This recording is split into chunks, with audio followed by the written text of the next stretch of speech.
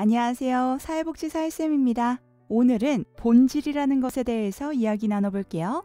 우리나라는 교육열이 높은 편이죠. 의무교육도 고등학교까지로 확대되었고 그만큼 많은 국민들의 의식 수준이 높아졌습니다. 관계에 대한 부분도 많은 정보를 알고 있어요. 경청, 이해, 공감, 배려, 소통, 수용 이런 단어들에 대한 중요도를 너무도 잘 알고 있고 실생활에서 사용하기 위해 노력하고 있죠. 이러한 정보들은 나를 이루는 근간이 되어주기도 합니다. 긍정적인 사람, 이상적인 사람으로 보이고픈 외적 기준이 되기도 하고 나를 알 수 있는 나를 이루는 내적 기준이 되기도 합니다. 최근 대표적으로 들 수 있는 예는 MBTI죠.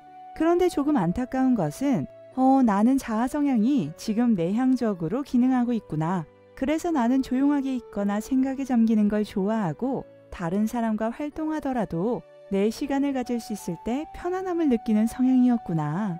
이렇게 이해하기보다 나는 아이라서 소심하고 말도 못 걸고 답답한 사람이야. 이렇게 이해하는 분들이 많다는 거예요.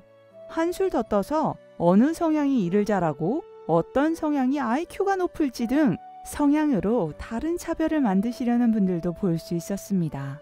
주변에서 다들 MBTI를 확정적으로 이야기하시니까 예를 들어서 INTP가 나와서 아이디어가 넘치는 타입으로 나왔는데 분석적이고 논리적인 것보다 영향이나 관계가 더 좋아. 도대체 나는 그럼 어떤 사람인 거지?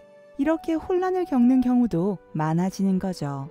MBTI는 정확히 이 사람을 구분하는 방법이라기보다 이 사람이 어떤 방향으로 더 자주 생각하고 좋아하는지 어떤 자아 성향과 심리 기능을 활용하고 있는지를 알아보는 거거든요.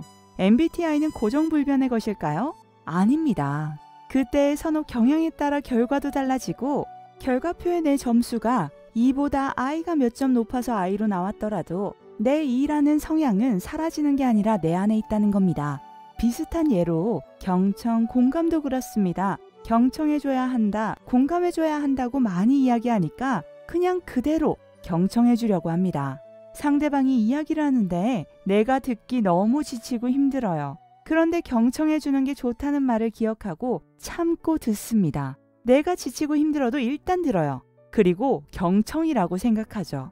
거기서 상대방은 내게 점차 편하게 감정을 쏟아붓기 시작합니다. 경청을 해주려고 노력을 했을 뿐인데 나는 지치고 감정 쓰레기통 같은 기분이 드는 이상한 느낌? 우리 아이가 담배를 피우거나 하지 말아야 할 행동을 했단 걸 알았어요. 그런데 이해하고 공감해줘야 변화할 수 있고 소통할 수 있다고 하니까 그 행위를 이해해주고 공감해주려고 노력합니다. 그런데 아이는 생각만큼 변화하지 않거나 엄마도 나 이해하지 하고 담배를 더 피웁니다. 이게 뭐지? 왜 그럴까요? 저는 이렇게 생각합니다. 본질에 닿지 않아서라고. MBTI는 알아요. 성향도 알아요. 하지만 MBTI의 본질은 모르는 거죠. 경청은 알아요. 경청 뜻도 알아요. 하지만 경청의 본질을 모르는 겁니다. 어떤 단어의 방향들로 인해서 내가 힘들어지고 있다면 그 단어의 본질을 정확히 알고 있는지 내가 행하는 방향성이 나를 다치게 하고 있지는 않은지 생각해 봐야 합니다. MBTI는 고정불변이 아니고 선호 성향이구나. 경청은 들어주는 거지만 그냥 들어만 주는 것이 아니라 내가 힘든 부분은 힘들다고 이야기하면서 소통하는 하나의 방법이구나. 공감은 그냥 행위 자체를 공감해 주는 것이 아니라 그런 행동을 하는 깊은 마음의 감정을 이해해 주되 아닌 행동은 그건 아니라고 말할 수 있는 거구나 라는 것을 알아야 한다는 거죠.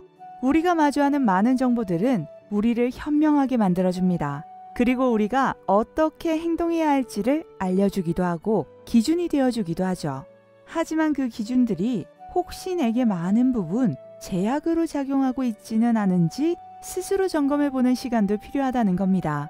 심리학에서 셀프 핸디캐핑이라는 단어가 있어요.